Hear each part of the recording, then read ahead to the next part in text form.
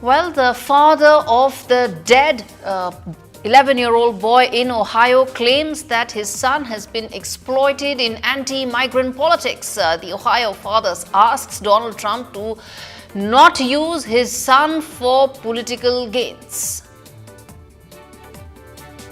U.S. Congress to boost federal security for electoral vote count. This comes after the January 6 U.S. Capitol attack in 2020. Security has been upgraded ahead of that.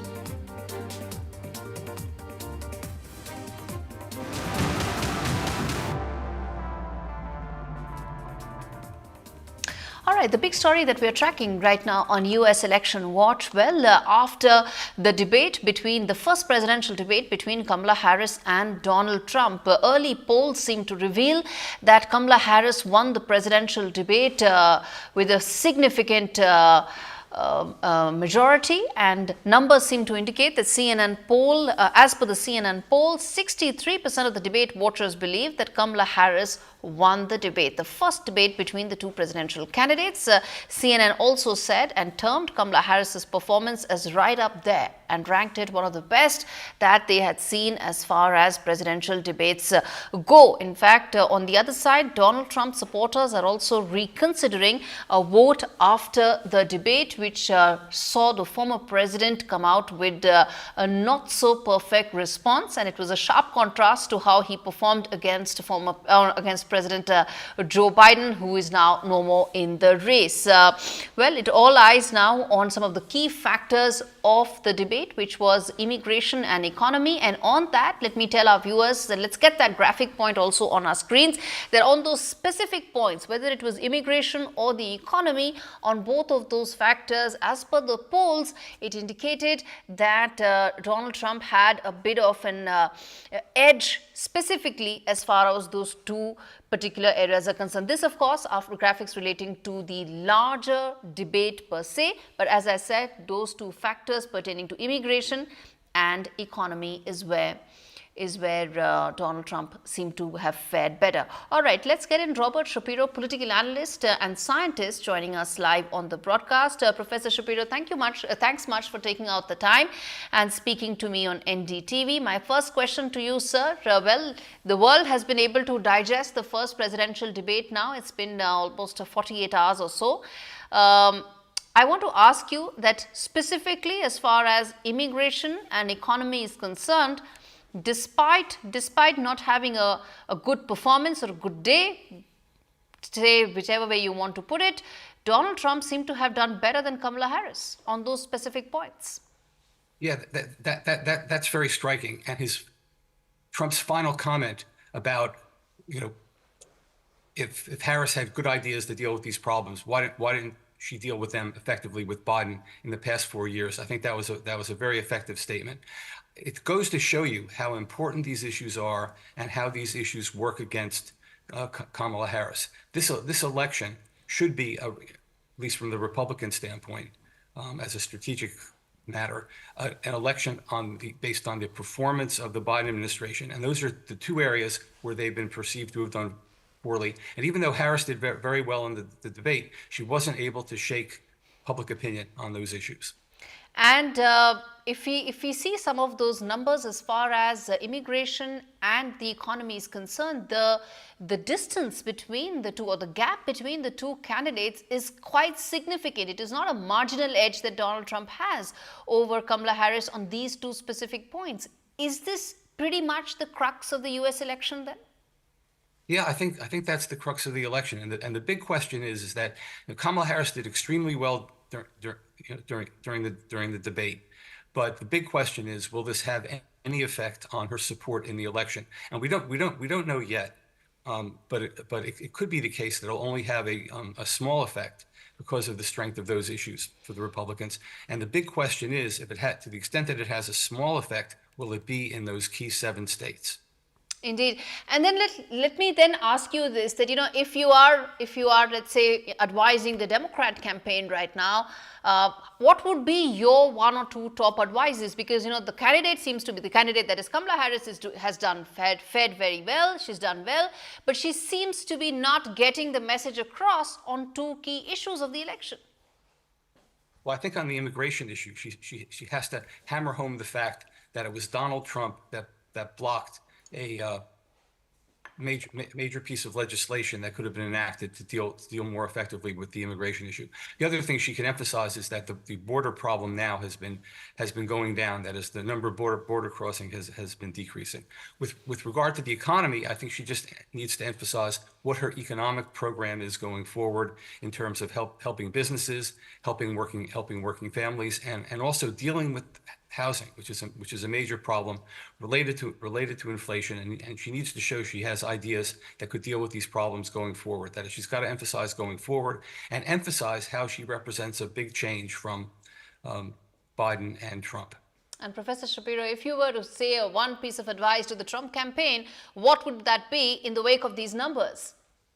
Oh, I would simply recommend that they continue to emphasize those issues. And the big question is that whether there'll be a second debate. And the second debate is an opportunity for Trump to do what he should have done during the first debate and simply focus on those issues and not go off the rails talking about crowd sizes and eating animals and those particular kinds of things.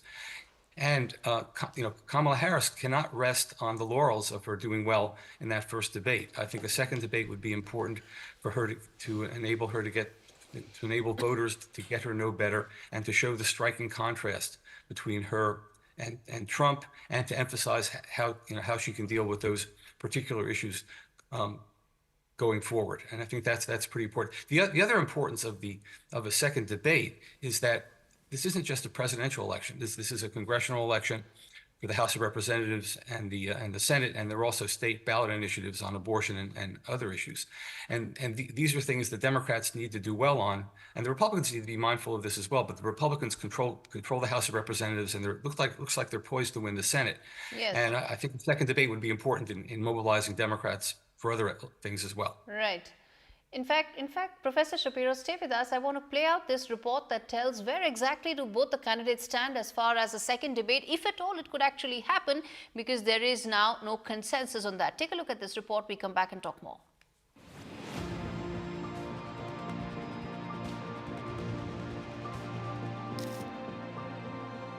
The first presidential debate between Vice President Kamala Harris and former President Donald J. Trump drew 61.7 million live viewers, according to Nielsen, exceeding the Trump-Biden debate in June by 31%. Many reviews of the debate indicate that Trump struggled against Harris, failing to make an impact on the viewers. According to reports, the Harris campaign is now gunning for a second debate. The Harris team believes a second debate could give the vice president a chance to reach voters who are unlikely to attend her rallies. And we're going to make Reports suggest the Republicans were thinking about what to do, as some of them think the debate did not go well for their leader. Trump, on the other hand, has repeatedly claimed he won the debate. when a fighter has a bad fight, gets knocked out or loses the fight, the first thing he says is, we want a rematch. So we won the debate according to every poll, every single poll. I think that, are we going to do a rematch? I just don't know, but we'll think about it. According to reports, the Trump house is divided, with some wanting a rematch, but others saying they hoped he would not agree to a second debate unless it was hosted by Fox News, something he himself alluded to. I would do NBC, I'd do Fox too. I'd do Fox too, but right now we have to determine whether or not we even want to do it. We had a great night last night, and you see by the poll numbers, it was really fantastic. While it is difficult for Trump's allies to find a silver lining in the aftermath of the debate, the race is far from over. The evidence is mixed for how much the debate could actually shift votes. However, the current scenario mostly appears to favor Harris. With Vishal Vivek, Bureau Report, NDTV. All right, will there be a second debate? Does Trump campaign want a second debate? Should Kamala Harris insist on a second debate to build on this momentum, or could it backfire, given that economy and immigration are still areas where her campaign and her messaging seems to have come off quite weak? Let's get that and open this up to the panelists. Joining me on the broadcast is Alex Sedan, who is a GOP strategist. We also have Harini Krishnan, who represents, I think, South Asians for Kamala Harris. And of course, Professor Shapiro stays with us. Thank you so much to all of you for joining me on this broadcast. Let me start with you, Alex. The question is that the Trump campaign or the Republican House is divided. Why is that so? On a second debate. Well, look, the division doesn't exist in my head. Bring it on. Let's have as many debates as possible. This has nothing to do with performance. It has to do with the fact that more debates are good for the American people. They allow the American people to watch and see their potential presidential candidates, their next president likely, square off in that format. I would love to see former President Trump and Vice President Harris face off in a town hall setting to hear questions from average voters. This did happen in 2016 between Donald Trump and Hillary Clinton. It would be a very valuable way to see these candidates interact. I'll also point out that your numbers show that 67 million people watched the debate. In 2020, 81 million people voted for President Trump. That is not even close to the amount that watched the debate. It blows it away. So not all of America was watching. More attempts for more Americans to see their presidential candidates in action are a good thing. Harini Krishnan, respond to some critics who said that Kamala Harris definitely had her moments. She came out strong, prepared, and ready for the Trump assault, as some would say. But there's a lot more between now and the actual election. And the fact that Taylor Swift actually endorsed on a day when Kamala Harris was anyways on a high proves that maybe it is not gone as clearly in Harris's way as some would believe. No, I think the contrary. I think, come on, I mean, I think anybody who was watching the debate clearly saw what I saw, which is, Kamala Devi Harris came prepared. She talked about the American people. She's only had one client her entire life. She talked about the American people. She talked about her economic agenda. I find it strange that, people are saying she didn't talk about. She talked about her economic plan. She talked about the $50,000 that she wants to give to small business startup owners. She talked about family tax. I'll give you time to respond. She talked about family tax credit, and let me finish. She talked about family tax credit, and she absolutely talked about an economic plan, and she talked about those issues. Whereas Donald Trump only talked about himself. He talked about crowd size. He talked about people eating animals and pets. And we saw exactly who Donald Trump is. I think the world watched that debate. We've all seen it, and we've got 36 hours in which we've digested all of it. The reason why I was asking you specifically is that some of the numbers seem to suggest that, as I said, Kamala Harris had her moments. She managed to put Donald Trump on the mat, and the world saw it. But when it came specifically on issues related to the economy and immigration, she was not able to deliver the message home. That's what some of the polls seem to suggest. So in the wake of that, would Kamala Harris want another rematch?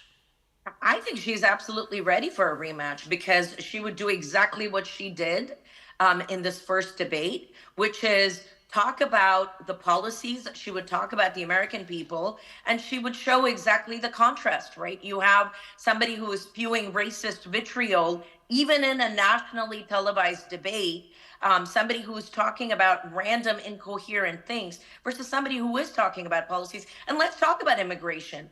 She addressed the fact that it was Trump who told many congressional leaders not to bring up the border security bill. She was ready to sign it. And it was, that President Biden was ready to sign it, that the fact that it was Trump who stopped the bipartisan border security bill. And when it comes to economy, just yesterday, economist came out saying that the inflation is now back in February 2021, what it was in February 2021. And we are dealing with a far better economy, especially after impacting some of the most transformative legislation, investment in clean energy Yes. with the Infrastructure Reduction Act. So Yes. we are absolutely doing better. I think a second debate to emphasize the clear contrast, the Yes. fact that immigration is something that she can absolutely handle. If Okay, only let's get in the other border voices. Yes. Alex Zidane, respond to that, and then I get in Professor Shapiro as well. Alex, the fact is that Trump may have hammered home points related to immigration and economy, but overall he came as off. His performance was very different from what it was in the debate against President Biden. So why would he want another rematch if it could go down the same path? Well, let's be clear about one thing. Vice President Harris is not Ronald Reagan. She's not Abraham Lincoln. She is not a solid debater. We saw her, especially at the beginning of the debate. She was unsure. She was overprepared. She was a little shaky. I think that President Trump could exploit those weaknesses. Don't forget, Vice President Harris has hours and hours of video to watch of President Trump debating everyone from Hillary Clinton to Marco Rubio. The Trump team did not have as much to look at in regards to Vice President Harris. Now, because the two of them have met on the stage, there is a rapport between the two of them. They do know how the other performs in a debate situation. I think that a second debate would be very informative. I think the Trump team didn't learn the lesson of the debate with Joe Biden, which is calm, cool, and steady, wins the race and changes minds. But I will point out that President Trump's best parts of the debate were the first 30 minutes and the end. And those are the parts that most people watch. Most people tune in for a portion of it and then maybe tune out and they tune back in at the end. Okay. I think those parts were President Trump's strongest performance. Professor Shapiro, comment there that if you think it happens at a network that Donald Trump is open to, like a Fox, do you think a second debate is pretty much on the cards, or do you think it would be something that is dicey as things stand right now? I think it should be. I think any reluctance on the part of Trump and his team is probably misplaced. I mean, Trump, I think, has a pretty simple job, and while his team may have learned lessons from the Biden debate and from the last debate, Trump himself has to learn the lesson. And the lesson is he needs to come across as a very calm and leader-like figure, and to emphasize those issues of the economy and inflation and the southern border in a way that he got derailed from in the last debate. Kamala Harris has a big incentive to have another debate. Whatever edge she gained from the last debate, she needs to solidify it in a big way. She needs to help mobilize her party for the congressional elections, and also keep in mind that we're relying on polls which in 2016 and 2020 underestimated Trump's performance. And with that in mind, that makes it even more important for Harris to try to get as big a lead as possible going into Election Day. And the only way for her to do that is to debate again and to try to do as well, if not better, than she did in the last debate. Ms. Krishnan, if it's a Fox network debate, would Kamala Harris agree to it? I don't know.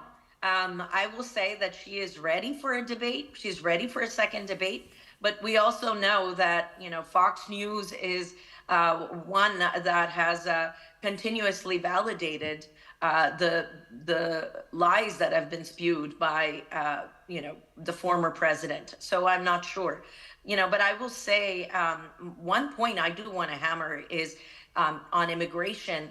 We saw the former president use fear-mongering, talk about, oh, they're coming for you, the migrants are coming for you, and talk about concepts of a plan.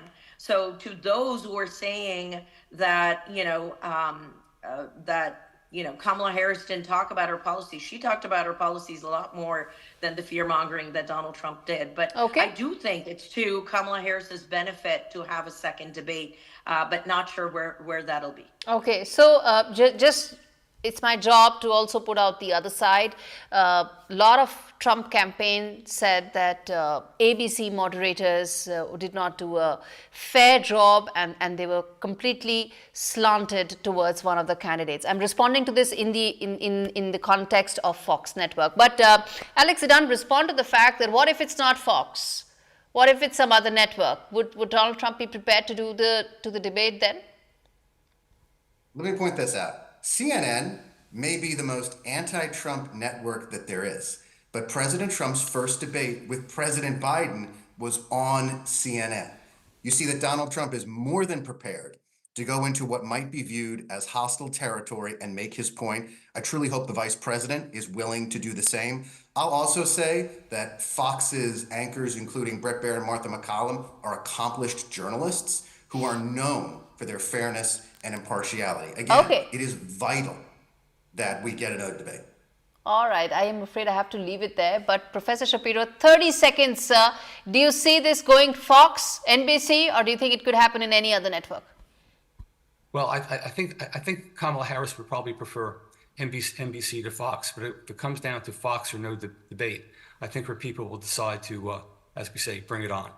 All right. On that note, appreciate all of you for joining me on this edition of US Election Watch. And now let's also take a look at this report that's been filed about, Taylor Swift, one of the most popular women on earth. She's endorsed Kamala Harris. Take a look at this report that tells you the story in detail.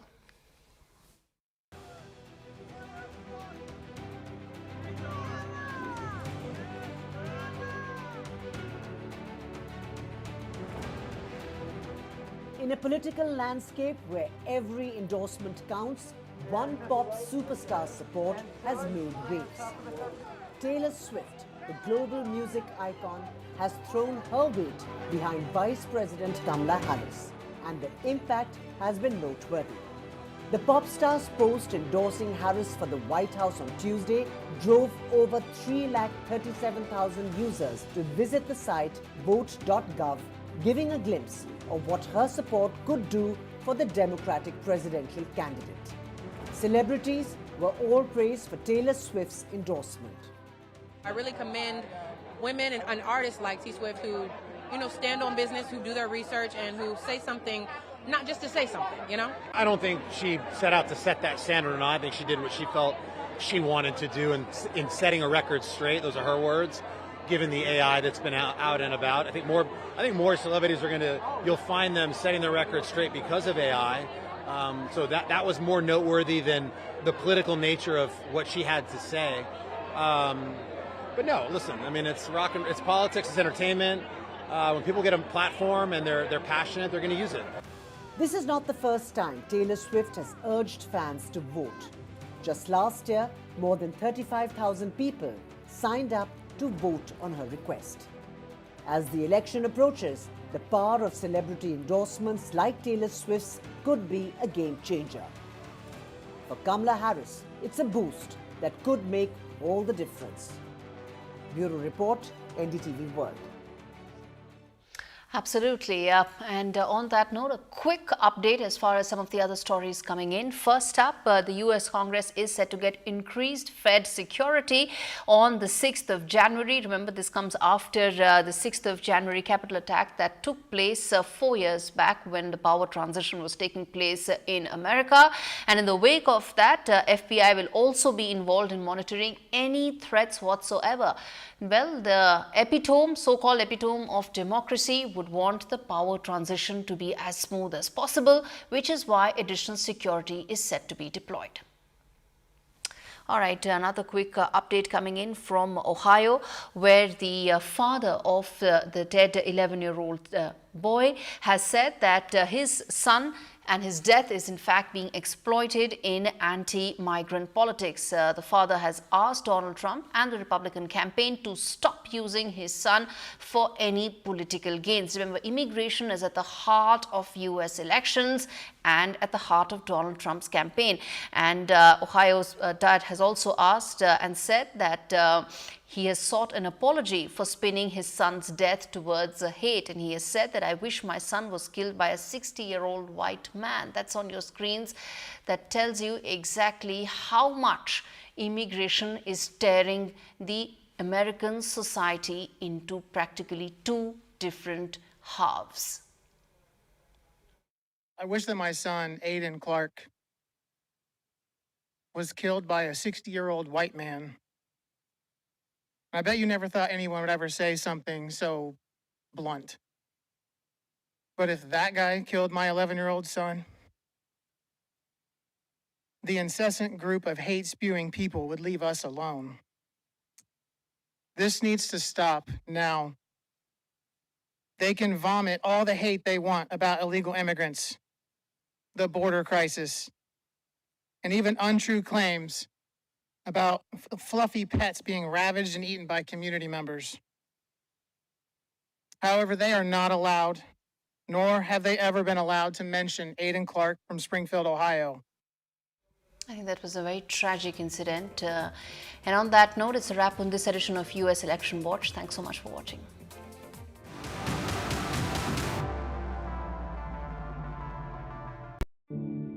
Right now, terrible things are happening to donkeys.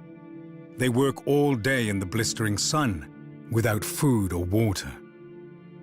They're suffering silently, while their backs are breaking. Some are being abandoned and will be left to die alone. But the Donkey Sanctuary, because terrible things are happening to donkeys. Please, do something incredible for them right now. Some people think life slows down in your 50s, but I've got a few rounds left to go. And I don't want my lot to have to worry about funeral costs. Let them spend their money on nicer things. So I decided to learn more about over 50s life insurance from Cover Today. Cover Today are the only over 50s life insurer with no waiting period, unlike other insurers who could make you wait up to 2 years for full cover. With Cover Today, you're fully covered from day one, and you're covered for the whole of your life. Plus, unlike other things in life, the price never goes up. Go online or talk to their friendly UK team in just one phone call. Cover Today are the only over 50s life insurer with no waiting period and no annoying trips to the doctors either. Plus, you get your choice of a £125 gift card. Now I'm with Cover Today, I can get on with something much more interesting. To find out more about Cover Today, call our friendly UK team on 0800 380 0060 or visit covertoday.co.uk. Those weeks that he came in, with the 3 weeks that I could be his little girl again, nothing I can do will repay Marie Curie for doing that for me. The amazing gift that they gave me was I was there at his last breath. He was there for my first. I will give everything back that I can to the hospice that gave me so much. Give better end-of-life care to all. Get your free will guide today. As a dad, I know life's unpredictable. It's all fun and games until it's not. You okay? I want my kids to always be looked after. That's why I'm not putting things off anymore and protecting the life we've built by calling Smart Insurance. Hi, how can I help? Hi, I'd like a quick quote, please. OK, you can choose a benefit amount up to £750,000 depending on your age. Brilliant. If you're a UK resident aged 18 to 64, you can apply with just a few health and lifestyle questions. For £250,000 of cover, the price starts at just £14.77 a month. That's less than I thought, and could help my wife pay off the mortgage. With our Smart Family Guarantee and 99% of claims having been paid, you'll have peace of mind. That's good to know. You'll also receive a 100% advance in the event of terminal illness and 10% cashback on your first year's premiums. That's the Smart Cashback. Plus, you get your choice of a £125 gift card. Protect the life you've built the smart way. To get a free quote today, call our specialist UK team on 0800 977 6797 or visit smartinsurance.co.uk.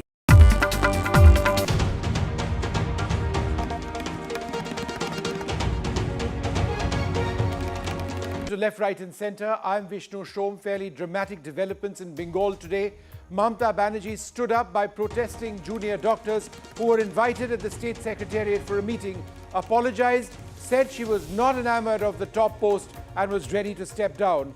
But the doctors who are protesting the rape and murder of a fellow doctor at the RG Kaur Hospital don't appear to be in any mood to relent. They have several demands, not least of all that the meeting with the Chief Minister must be televised. Today, Mamata Banerjee waited for the doctors in an empty hall, but they didn't show up. This despite what the Supreme Court said recently when the Chief Justice said it was time for the doctors to get back to work. Next up on the program this evening, the National Security Advisor Ajit Doval in Russia meets Vladimir Putin, tells him about Prime Minister Modi's visit to Ukraine, talks about how India is willing to be a partner towards a peaceful solution to the war between Ukraine and Russia. Will Russia accept India as a possible intermediary? Putin asks for a meeting soon with Prime Minister Narendra Modi on the sidelines of the soon-to-be-held BRICS summit. All this comes at a time when it appears that the United Kingdom is green-lighting Ukraine's use of European cruise missiles on Russian soil, a move which could potentially cross Russian red lines. I explained what the Storm Shadow missile can do and the military implications of its use. But first, a quick look at the headlines. It's the end of an era in Indian politics. Sitaram Yechury, the veteran left leader, dies in hospital of a prolonged illness. Popular across party lines, he was a strong advocate of the core values of India's constitution.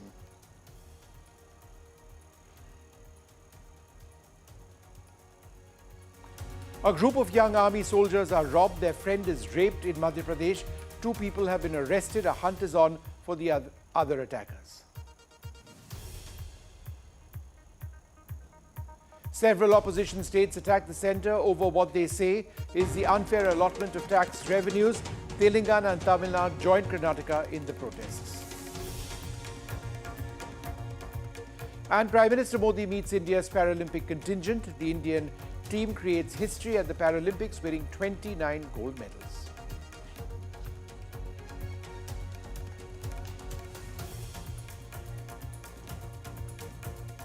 But first, our top story, fairly dramatic developments in Bengal today. Mamata Banerjee stood up by protesting junior doctors who were invited at the state secretariat for a meeting, apologized, said she wasn't enamored of the top post and that she was ready to step down. Listen in to what she said. আমাদের সরকারকে মামাটি মানুষের সরকারকে অনেক অসম্মান করা হয়েছে, অনেক অপমান করা হয়েছে, সোশ্যাল নেটওয়ার্কে অনেক ভুল বোঝাবুঝি হয়েছে, অনেক কুৎসা অপপ্রচার হয়েছে, যারা সাধারণ মানুষ জানতেন না যে এর মধ্যে একটা কালার আছে। মানুষ এসেছিলেন বিচার চাইতে তিলোত্তমার, কিন্তু আশা করি মানুষ বুঝতে পারছেন ওরা বিচার চায় না, ওরা চায় চেয়ার। আমি মানুষের স্বার্থে এমনকি নিজে পদত্যাগ করতেও রাজি আছি। আমার মুখ্যমন্ত্রীর পদ চাই না, কিন্তু আমি চাই মানুষ বিচার পাক, তিলোত্তমা বিচার পাক, আর সাধারণ মানুষ চিকিৎসা পাক। Mamata Banerjee, and it came right at the end of her press conference today after the protesting junior doctors refused to meet with her, insisting on a live streaming of the meeting. Mamata Banerjee reasoned that this was a very sensitive case. It was being heard by the Supreme Court. The CBI is investigating it.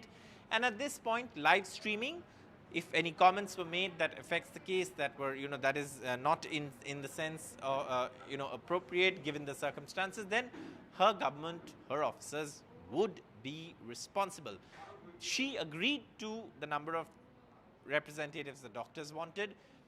The government agreed to recording the entire meeting, sharing a copy of the recording with the protesters, the doctors, and also sharing a copy of the same with the Supreme Court if necessary.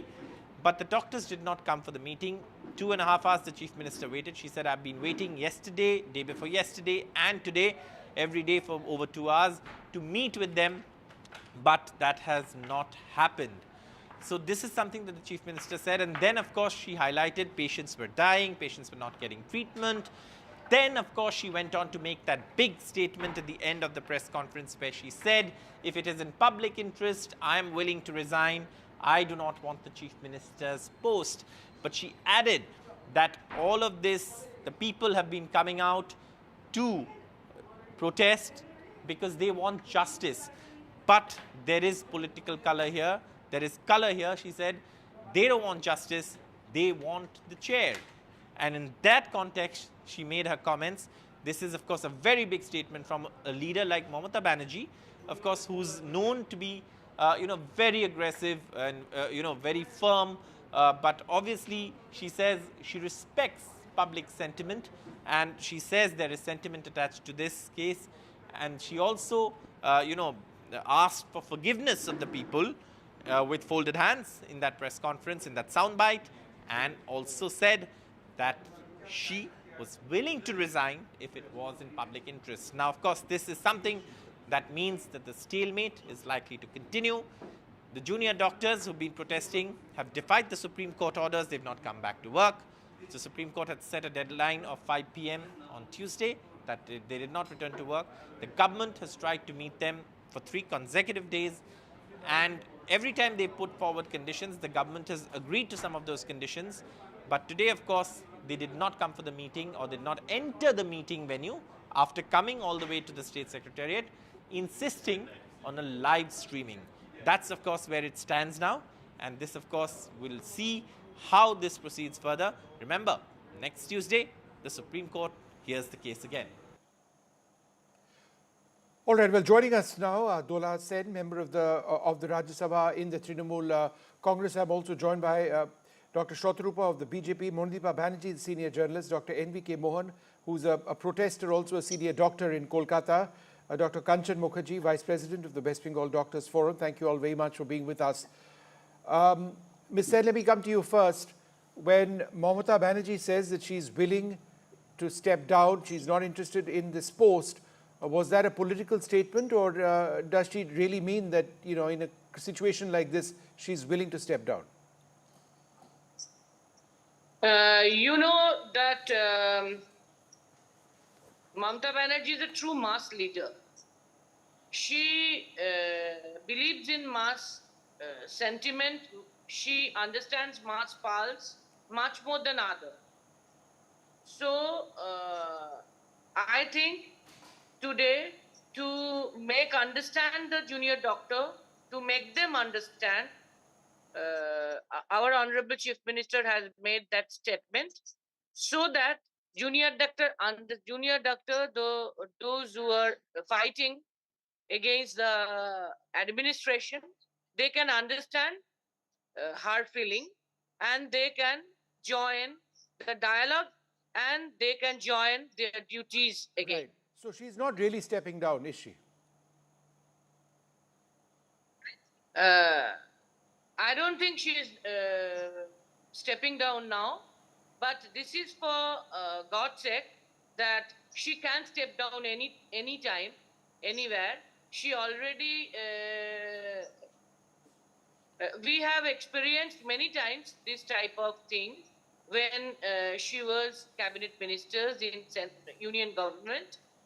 Several times we have seen. So she can step down. She doesn't So would you, as a any, Trinamool MP... further compulsion for the chair. Understood. But ma'am, would you, as a senior leader in the party, other leaders like you, allow her to step down? I don't think it is the time to step down by her, because only 2 months back, the common people of Bengal, under central forces, under the jurisdiction of court and election commission, more than 45% of the population of Bengal, nearly 46% of the population of the Bengal have voted for Mamata Banerjee, and only 2 months back, she has achieved all right. So at this stage, no question of her going. I hear you loud and clear.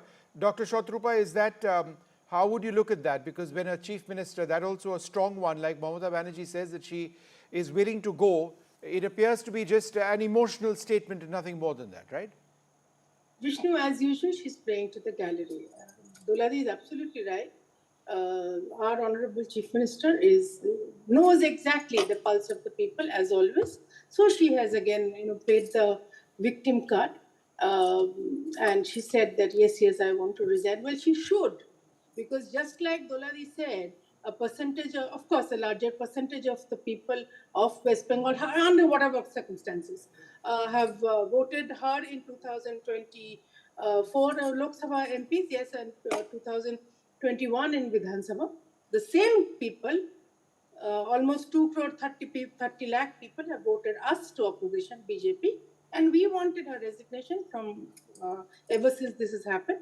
So she should listen to the same people who have given the mandate to make us the opposition. We're not saying we want the power, mind you, but she should resign.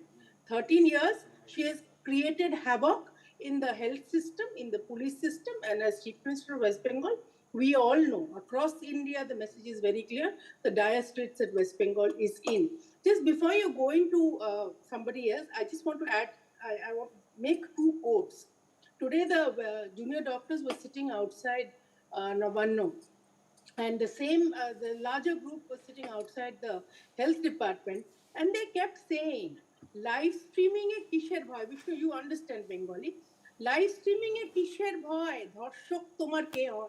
It is very clear that Mamata Banerjee did not want a live streaming because she was going to, face some pretty embarrassing questions from these doctors. And let me tell you, Vishnu, I think everybody has seen the complete restraint. I think I told you this day before yesterday when I was in a show.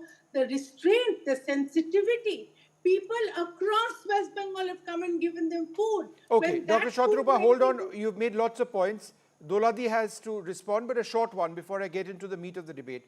Doladi, go ahead. 2-3 things I want to tell regarding the BJP spokesperson reaction. One, I think you all will agree that rape is a social evil. What is going on in our country, in our universe, and it's condemnable. We are shameful that at the 21st century we have to face rape till death, but there is a statistics of 86 to 91 rapes per day now in India.